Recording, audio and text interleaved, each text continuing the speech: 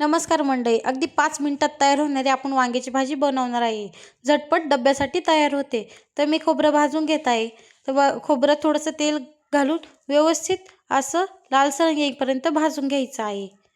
तर आपलं खोबरं व्यवस्थित भाजलं गेलं आहे. आता आपण ते मिक्सरच्या भांड्यामध्ये काढून घेणार आहे. ते काढल्यानंतर आता ते भाजल्यानंतर मिरची, लसूण आणि कोथिंबीर व्यवस्थित परतून घेणार आहे.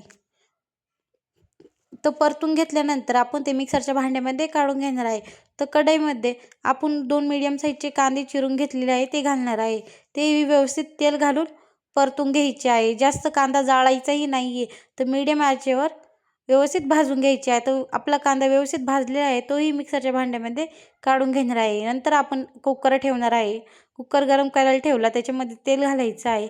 आपण वाटण केलेला मसालाही घालायचा आहे सर्व. तर मसाला व्यवस्थित परतून घ्यायचा आहे तेल सुटेपर्यंत. तर अशा प्रकारे मसाला परतवायचा आहे. तर परतल्यानंतर आता आपण घालणार आहे हळद पावडर, वांगी मसाला व त्याच्यात चवीनुसार मीठ घालायचं आहे. ते व्यवस्थित तेल सुटेपर्यंत परतून घ्यायचं आहे.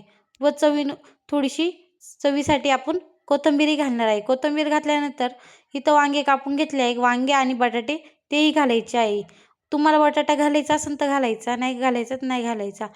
तरी तर आपण थोडंसं म्हणजे अर्धा तांब्या पाणी घातलेलं आहे. तर आपण कुकरचं झाकण लावून घेऊया व त्याच्या 2 शिट्ट्या काढून घेणार आहे. 2 शिट्ट्या काढल्यानंतर तयार झाली आहे आपली अगदी 5 मिनिटात तयार होणारी वांग्याची भाजी. कशी वाटली कमेंटमध्ये नक्की सांगा.